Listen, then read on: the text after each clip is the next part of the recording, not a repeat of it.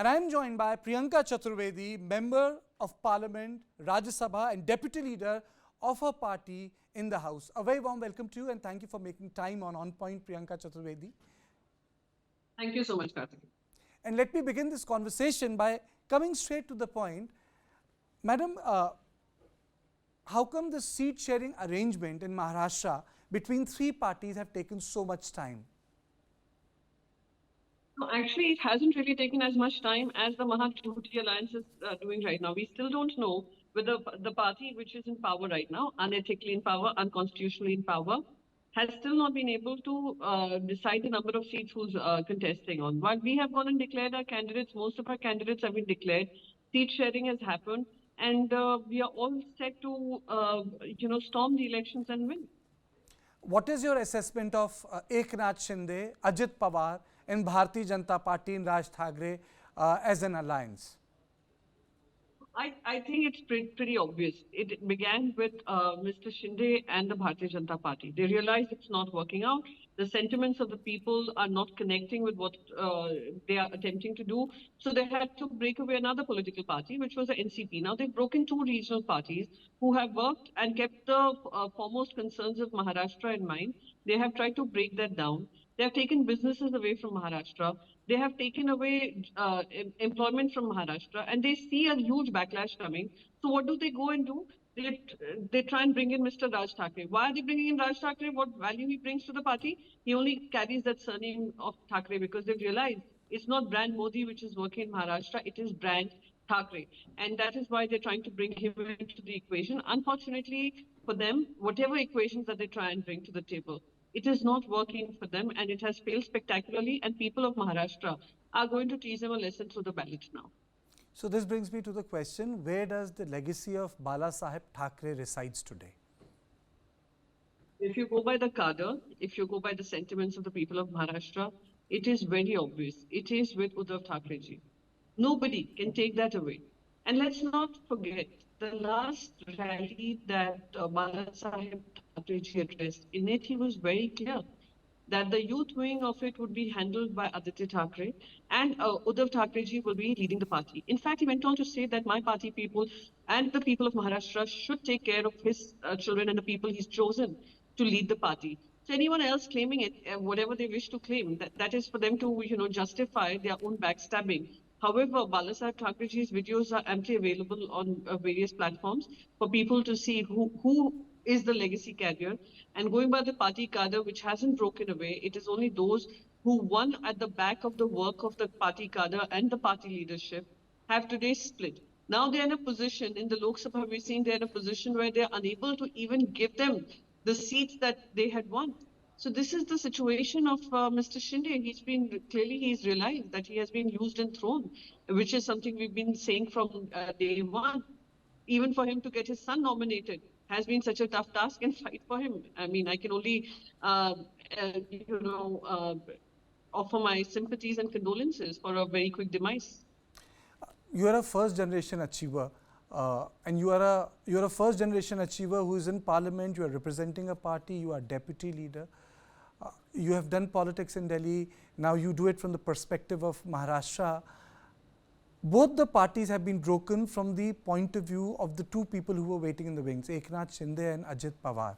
And when they went out of their folds, they used the issue of dynasty, that we are coming out of a dynasty. How do you see that playing out in the politics of Maharashtra, madam? Again, let me be very clear. Yes, I'm a first generation politician and I'm very proud of the fact that I fought my way through and I am where I am. But let's not forget, it is this political party which has given me the platform to be able to perform, to be able to rise. Whether you accuse them of dynasty, etc., they understood the struggle of a first generation politician. They understood what she was bringing to the table and they've given her the position that, they think I deserved, and I'm working on it and I'm working with full responsibility. Having said that, people of Maharashtra, this entire concept of dynastic politics, when BJP tries to throw in Maharashtra, they forget that whether it is Sujay Vikhe Patil, whether it is the Mundes, whether it is a candidate from Poonam Mahajan. So there are so many candidates themselves who come from dynastic background. Ashok Chavan, they've recently inducted into their party. Who is he? Right from his father's generation to now, they've only enjoyed the perks of power while being in the Congress party. And within 24 hours of joining the BJP, he's gone on to become the Rajya Sabha MP. What is a million deora? I mean, I can name so many people. So when they trade charges of dynasty, and most importantly, who are they aligned with? Eknath Shinde did not care that other MPs are not getting nominated. His only concern was for his son. And he went into a sulk for 48 hours to 72 hours, 48 hours to 72 hours because his son was not being named. The same in the same manner, who is Ajit Pawar? Who are the candidates that Ajit Pawar is putting forward? His wife, his brother-in-law. So, I mean, in Maharashtra, this doesn't work. So BJP, as much as they might try and show something, it's clearly not working for them. So what works in Maharashtra? What works in Maharashtra are people who speak for Maharashtra, who speak for the concerns of Maharashtrians, who ensure that the inclusive, progressive state that Maharashtra has been known for is not blemished at the altar of politics. We've seen how two political parties, which was putting up a front for regional aspirations, today seem to be, split because of the BJP. People of Maharashtra also understanding the concern of how business are being taken away from the state of Maharashtra. So those are absolute everyday concerns for people. And this is why when Uddhav Thackeray ji resigned from his position and he left the chief minister bungalow and he came back to his house, there was a huge outpouring of sentiments and emotions that every single home in Maharashtra saw, because they clearly saw a betrayal. And Maharashtra will tolerate anything. And let me be very honest, they will tolerate businesses going out, unemployment, etc. But what they will absolutely not tolerate, and this is not since today, it is since Chhatrapati Shivaji Maharaj's days, they will not tolerate backstabbing, and they will not tolerate any kind of, situation where a person acts like a traitor against the interests of Maharashtra. People say that this is the most chaotic election which Maharashtra is going to witness. Tyranny of multiple parties. Your comments? Yeah, absolutely. Now we are seeing a competition. There are 8 different parties, and 8 different, out of which Shiv Sena has Shiv Sena, the original Shiv Sena Uddhav Thackeray faction. There is a Shiv Sena which they try to prop up through Eknath Shinde. Then the same with NCP. Then you have Vanchit Bahujan Aghadi. Then you have RPI and various other independents who are in the fray, smaller political parties which are in the fray. So what BJP has gone on to do is try and create a khichdi and hope that that khichdi will bring them back to power. It's not likely to happen. And this is something that BJP will have to pay a price for. And if you look at all their calculations, they are hoping that Maharashtra will give them a different result. It is not going to happen. So yes, anyone trying to predict the outcome of Maharashtra right now would be, especially these analysts who've been going on record to say, oh, BJP is going to win so many seats, X seats, Y seats. They're all going to get a reality check when the results come out on the 4th. You know, a lot of people say that in the current elections, Enforcement Directorate has become a factor. Do you feel that Enforcement Directorate has been unfairly targeting opposition leaders, or as the Prime Minister has said, that they're targeting corrupt leaders and period, that's it?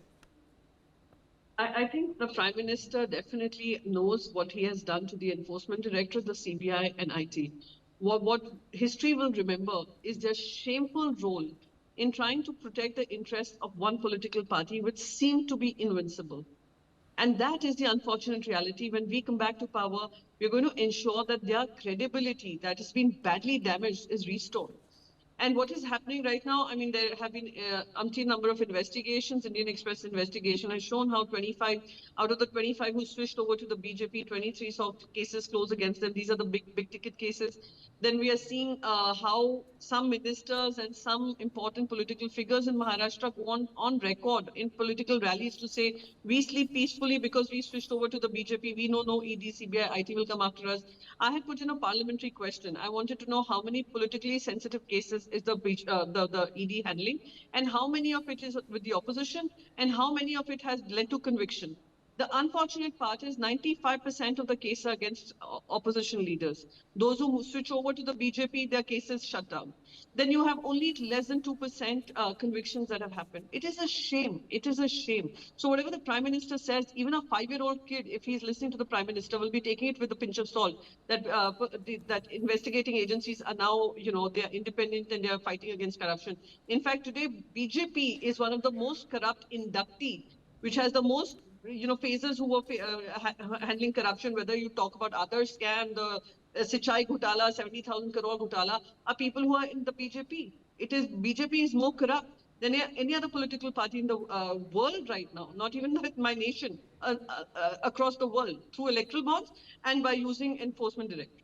But Priyanka, there is also a lack of something which we call courage of conviction.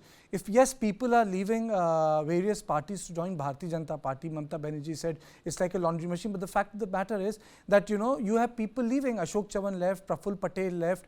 A lot of people have left. They could have gone through the grind. Exactly, they could have gone through the grind.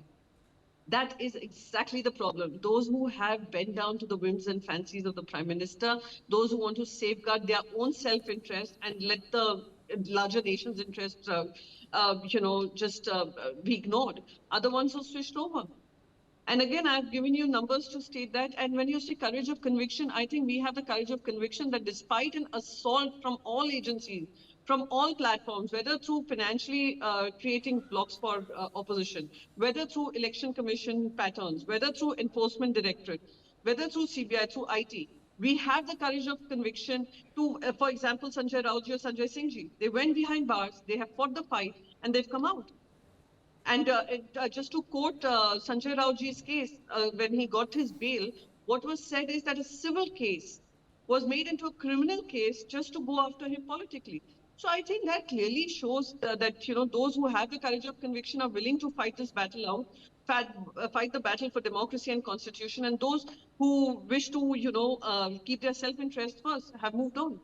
But Priyanka, you have this unique experience of handling politics in context of communication, in context of articulating a party, both in Delhi and now in Maharashtra. Why didn't India pick up that way? If you look at Aam Aadmi Party, Congress, they are united in a state, they are fighting against each other. Why hasn't India, as an alliance, picked up? You were supposed to have common spokespersons, secretariat, a sort of a common office, a jointness of the campaign. Something which people thought would be like 1977, but it's not even like 1990. No, forget 1977, forget 1990. We are fighting a whole new battle which is an assault on India's democracy, assault on India's independent agencies, and a massive assault on how commitments were made to the people of this country, vote was received, and power was, they managed to get power on the basis of those promises. Today, everybody seems to be facing a problem. Yes, there could have been a common platform. There's no denying that. But unfortunately, there have been, coordination gaps, which I will not deny from. But however, we are all committed to this idea. And if you look at the communication across political parties with the opposition, we are all saying the same things. We are all raising the concerns of the people of this country, whether it is on inflation, whether it is on corruption, whether it is on unemployment, whether it is on India's growth story, whether it is the farmers. So those are all women of the country. Those are issues which are common to the country, and we'll continue to raise it on every platform available to us. Do you feel that Congress has failed to do its job seriously in getting regional parties? And I'll give you an example. For example, Mr. Gandhi has this habit of raising the issue of Savarkar, and Savarkar has a play when it comes to Maharashtrian politics. Do you think that Congress has failed to do the job of a single largest national opposition party? No, actually, if you go back to Sri Rahul Gandhi, he hasn't raised this at all in the past 6-7 months. The last when he raised it, we raised our concerns, and we very clearly did tell them that as part of the alliance, some issues need to be understood. We cannot be fighting on figures who were part of India's history 100 years ago. We have to create a future of 100 years hence. We have a young population. Our children are facing lots of issues, whether educational facilities, whether aspirational levels, whether employment matching up to their education are issues that matter to the people of this country. Not someone who said something 100 years ago or fought for the British in a style that he believed was right and what Nehruji thought was right. So again, those were ideas that were fought at that point in time. India is a free country. India is looking towards 100 other issues that we face as a generation, as a forthcoming generations as well. So I don't think he's raised that issue, and he took that in the context that we spoke about, and we continue to work together. And there are no, I would say, there are no concerns that are not being commonly handled by all of us. Then tell me, then what is the thought for the Vishwas ki Rajniti of the Prime Minister, if you have to look at completely in a bipartisan way? This election is the most presidential I have seen in my 24 years of journalism, that every seat, the vote is being sought in the name of the Prime Minister. The candidates are not important when at least come to Bharatiya Janata Party. Then from perspective of a regional party with a legacy, how do you counterbalance that charm? मैं guarantee देता हूँ, and it will happen. Actually, the Thackeray guarantee is absolutely working in Maharashtra. When he gave the guarantee that farmer loan waivers will happen, we waived that off. When he gave the guarantee that women will be protected in the state of Maharashtra, though we do have a very good law and order mechanism, we came out with a Shakti bill. So our guarantees are guarantees we live by. Our word and commitment is something that we have lived by. For example, when the party split and Mr. Eknath Shinde was trying to arm twist us into a decision that he wanted that we go back to the BJP, was something he said that, I'm sorry, my word and my commitment comes first. Today, Eknath Shinde is arm twisting. Tomorrow, it could be some other party leader who will come and arm twist and try and do their own thing. So our guarantee is working in the state of Maharashtra. In fact, the question in every person's mind today is, what is Modi guarantee? 10 years ago, he made the same guarantees. बहुत हुई महंगाई की मार, बहुत हुआ भ्रष्टाचार, बहुत हुआ नारी परवार. And he is repeating the same guarantees under the GYAN, GYAN, which is Garib, Yuva, Annadata, and Nari. The same four guarantees that he promised 10 years ago, hasn't been able to live up to it. What is unfortunate is, when Prime Minister is speaking at every single rally, he is unable to speak about the 10 years of what he has done. He's only promising for a 2047 golden era for the nation. And that is, I think, the unfortunate part. Give us your 10 years. What have you done for the people of this country? Prime Minister has also been talking about the two things which he has said in the last 48 hours, which is Muslim League and left. Do you think that there's been a leftwards tilt within the main national party? I know it's not your job to defend, even comment on the Congress party. Since the conversation touched upon what the Prime Minister is saying, I took the liberty to ask you this question. No, I think the Prime Minister is making some wild charges. For example, I'll give you on the Kachativu issue. Now, some RTI has been filed by a BJP office bearer because he's contesting an election in Coimbatore. He thinks by doing this, he will rake up an issue and create a controversy and divide the people of Tamil Nadu and be able to win. Because that is their stated policy, divide and rule. Is the BJP, right from the British era, Britishers followed it, and BJP, who have taken forward the legacy, are doing that. They try to do that. The Prime Minister tweets about it. The Foreign Affairs Minister comes and talks about it. What they forget is their own RTI responses to the same query in 2015 and 2013. That is the unfortunate part. So Prime Minister is coming and talking so much. He's making, unfounded allegations against people.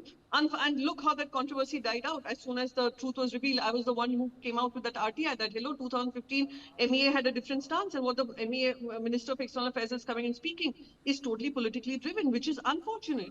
Because we are also messing up our geopolitics, our neighboring, messing up with our relationship with our neighbors.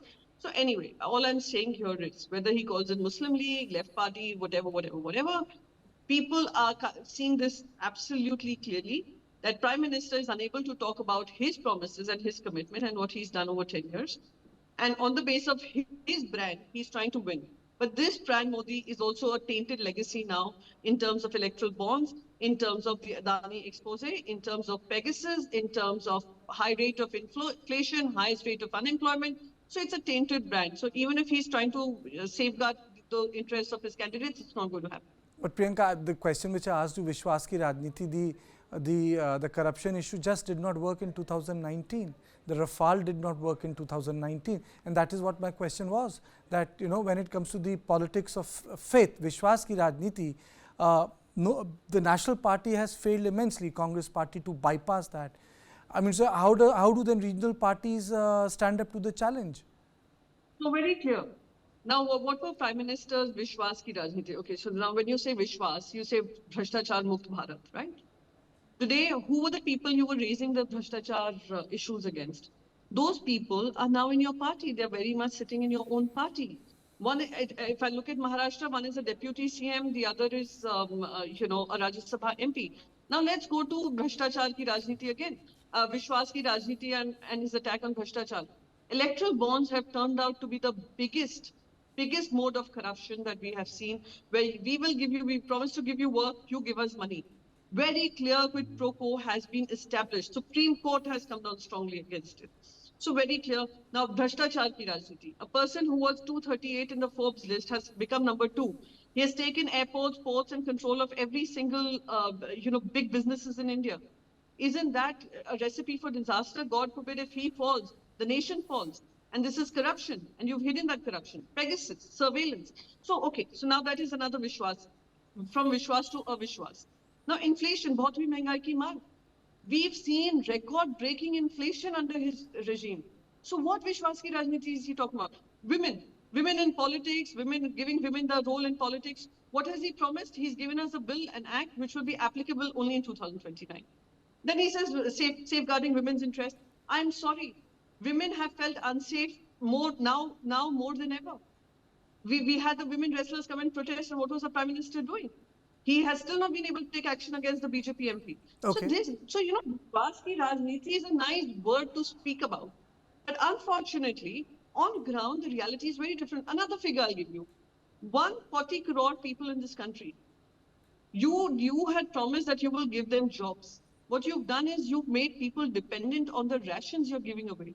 80 crore people in this country are getting free rations, and you're treating that as a success story. It's unfortunate. Priyanka, 3 quick questions. I know before I close down the interview. Is it because of the fact that the opposition has not been able to find a way out of the composite cultural Hindutva politics? The response is not firm, whether they believe in cultural Hindutva, whether it's constitutional nationalism.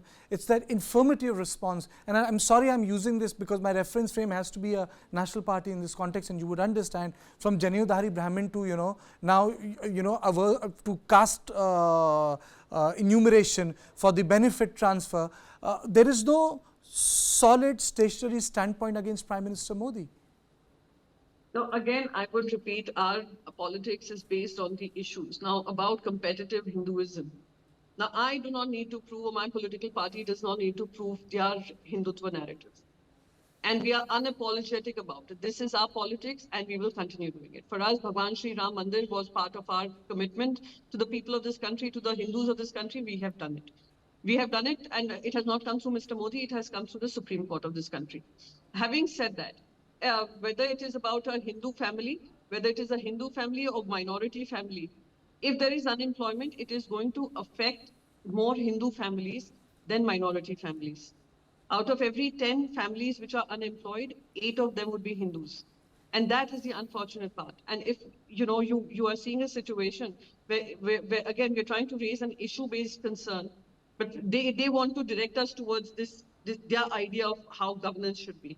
So we will continue to fight that fight. And whether the Congress party has managed to do a good job in Karnataka, they've managed to do it in Himachal Pradesh. Of course, they're seeing some turbulence there.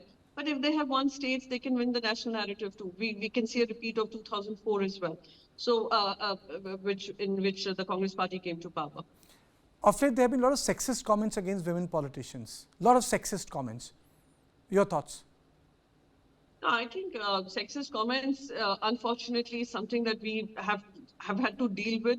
I have been raising these concerns repeatedly, but it hasn't really stopped. But I'm hoping that people would be more mindful of their words, mindful of their language, especially where women are concerned. And if you go to see a higher number of women voters coming and participating in the voting process. But in terms of candidates, we are still seeing single-digit numbers.